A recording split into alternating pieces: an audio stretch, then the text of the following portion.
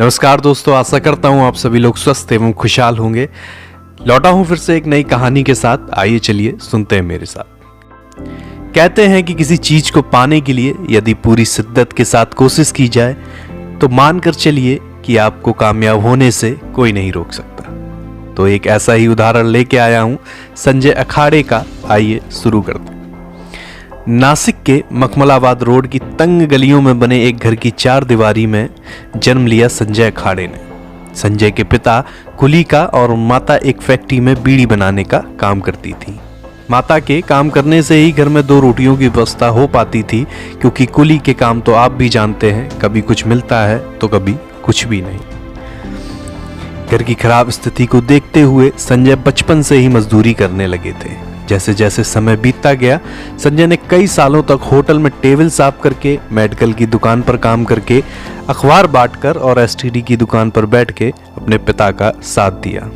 संजय के पिता बताते हैं कि उन्होंने संजय को सिर्फ इसलिए स्कूल में डाला जिससे कि वह दिन भर कमाई हुई मजदूरी को गिन सके।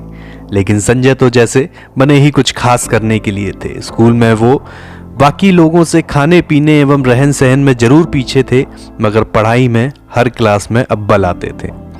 संजय मराठी के अलावा कोई दूसरी भाषा नहीं जानते थे, मगर अंग्रेजी अखबार जो कि वो बेचकर जो बचता था अखबार, वो पढ़कर उन्होंने अपनी अंग्रेजी सुधारी।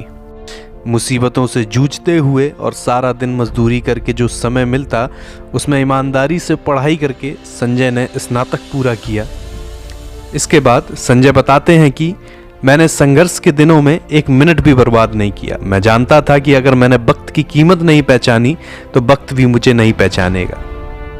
शुरू में मैं हीन भावना से ग्रसित था, न देखने में अच्छा था और ना मेरी पारिवारिक पृष्ठभूमि मजबूत थी और ना ही मुझे इंग्लिश बोलना आती थी। ऐसे में मैं होशियार छात्रों का सामना कैसे कर पाऊंगा। लेकिन जैसे जैसे मैं पढ़ाई करता गया, मेरे आत्मविश्वास के आगे सारी कमियां न जाने कहां गायब हो गईं।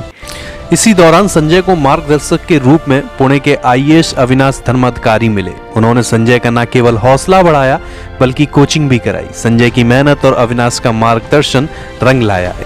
संघ लोक सेवा आयोग परीक्षा में सफल प्रत्याशी की सूची में एक नाम संजय का भी था।